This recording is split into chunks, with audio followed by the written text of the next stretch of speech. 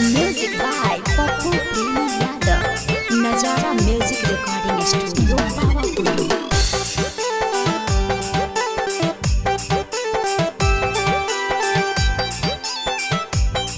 नजारा music recording studio Pawapuri.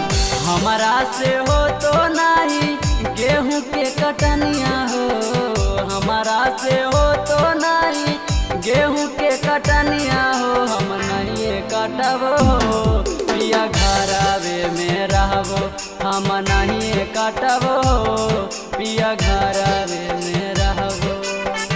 हमारा से हो तो नहीं गेहूं के कटनिया हो, हमारा से हो तो नहीं गेहूं के कटनिया हो। हम नहीं कटब हो पिया घरावे में रहबो, हम नहीं कटब हो पिया घरावे में रहबो।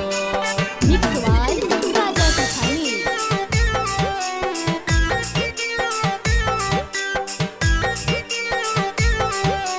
Music by Pappu Premi Yadav.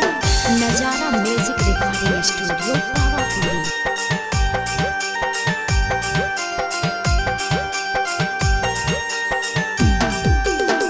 नैहर में रहनी सैया कटनी नहीं गेहूँ हो, हथवा में हसुआ नहीं रखनू हाँ कलम हो, रखनू हाँ कलम हो। नैहर में रहनी सैया कटनी नहीं गेहूँ हो, हथवा में हसुआ नहीं रखनू हाँ कलम हो। धीरी में लैलो नहीं ले लो हाँ नोट हो, धीरी में लैलो नहीं ले लो हाँ नोट हो। हम नहीं कटब हो पिया घरावे में रहबो, हम नहीं कटब हो पिया घरावे में रहबो।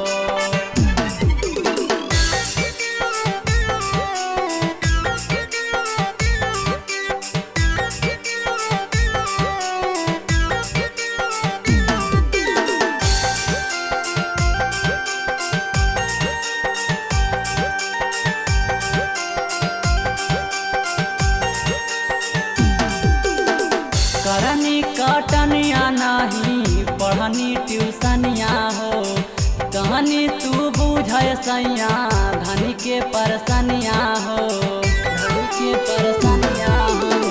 करनी कटनिया नहीं पढ़नी ट्यूशनिया हो, तानी तू बुझे सैया धनी के परसनिया हो। केतनो मानबो सैया मानबो नहीं हम हो, केतनो मानबो सैया मानबो नहीं हम हो। अरे नहीं कटब हो पिया घरावे में रहबो, हम नहीं कटब हो पिया गेहूं के कटनिया। Music by Pappu Premi Yadav. नजारा म्यूजिक रिकॉर्डिंग स्टूडियो पावापुरी।